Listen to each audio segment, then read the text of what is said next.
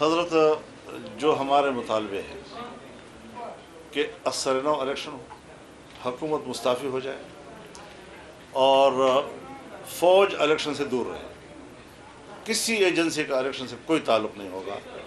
Election को इतना बदनाम कर दिया है कि इसको इलेक्शन कहना ही नाजायज़ है। इलेक्शन कहना इसको नाजायज़ है, जहाँ पर उम्मीदवारों से करोड़ों करोड़ रुपए लिए जाते रहे हों, जहाँ एक एक सूबे से अरबों अरबों रुपए लेके चले जाते हों, जहाज़ भर भर के जा रहे हों, असम्बलियाँ बिक रही हैं और कैंडिडेट्स बेचारे दर बदर हैं, तो ये इलेक्शन होता है जी।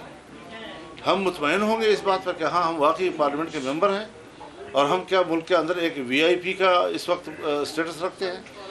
इस हवाले से हमारा मौक़िफ़ बड़ा वाज़ेह है और हम जो कुछ कह चुके हैं इंशाअल्लाह इसी जगह पे मामलात को पहुंचाएंगे कि मामला ठीक हो जाए। मेरे ख्याल में मेरी खुशकिस्मती है कि मेरा मद्दे मुकाबिल जो है वो दोनों बड़े मनसब ले रहा है और एक सूबे का गवर्नर और वज़ीर आला मेरे हल्के से जो जीते नहीं हैं लेकिन बस हैं। हुकूमत साजी हो रही थी तो जी, जब ये हुकूमत साजी हो रही थी जनरल इलेक्शन के बाद, तो किसी स्टेज पे आपको भी सदर पाकिस्तान की ऑफर हुई थी? सदर पाकिस्तान के ऑफर नहीं हुआ करती थी। ये गलत बात है कि मैं ऐसी पॉलिटिक्स करूं कि जिसमें हम ऑफर्स की बुनियाद पर चीज़ें कबूल करेंगे। कौन होता है जो मुझे सदारत का ऑफ़र करता है, कौन होता है जो मुझे वज़ीर आज़म का ऑफ़र करता है, होता कौन है जो मुझे वज़ीर आला का ऑफ़र करता है। अवाम अगर मुझे वोट देगी और मैं इस पोजीशन में हूँ तो मैं सदर भी बनूँगा, मैं वज़ीर आज़म भी बनूँगा, मैं चीफ मिनिस्टर भी बनूँगा और वो मेरा आईनी और कानूनी इस्तेहकाक होगा।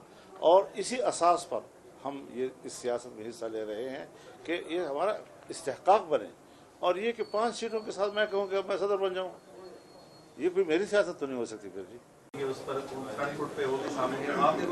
हज़रत जिस तरह के इलेक्शन के नताइज सामने आए हैं उस पर बड़ा दो टोक मौक़िफ़ सिर्फ जमीयत उलमा इस्लाम का सामने आया है और हमने जिस तरह 2018 में दांदी के ख़िलाफ़ मौक़िफ़ लिया था, हम आज भी किसी मसलहत का शिकार नहीं हुए। हालांकि हमें दावत भी दी गई, बार बार हमारे पास तशरीफ़ भी लाए, लेकिन हमने कहा जी इसी मैंडेट के होते हुए पिछली दफ़ा हमने दांदी कहा, आज कैसे कबूल कर सकते हैं जी। तो साफ ज़ाहिर है जी कि उस वक्त भी कोई पीटीआई के साथ ज़ाती दुश्मनी नहीं थी। अगर हम कोई अपने पराये वाली सियासत करते तो आज हम मुस्लिम लीग के साथ हुकूमत में शरीक हो जाते। ताल्लुकात भी अच्छे हैं और एक लंबी जद्दोजहद भी हमने मिलकर की है।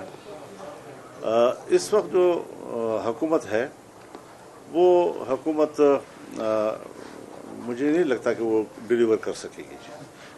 और हालात भी ऐसे नहीं हैं कि जिस तरह की असम्बली है ये इंतहाई कमज़ोर असम्बली है और हुकूमत भी मैं तो नहीं समझता कि कोई अक्सरियत मुल्क पर हुकूमत कर रही है, बल्कि मुस्लिम लीग की तादाद हुकूमत कर रही है और पीपल्स पार्टी जो है वो हुकूमत का हिस्सा नहीं है।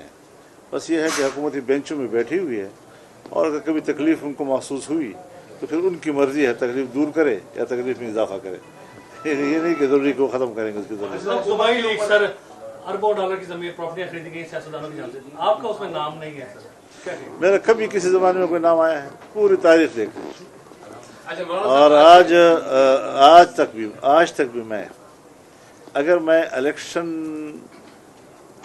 के कागजात नामजदगी दाखिल करने के लिए अपने DI खान या टांग के मकामी कोर्ट पे न जाता तो मुझे ये भी न मालूम होता कि कोर्ट का नक्शा क्या होता है हमदर्द। तो ज़िंदगी भर अदालत में अल्लाह ताला ने बचाया है और अल्लाह ताला आखिरत में भी बेहतरी करेगा इंशाअल्लाह।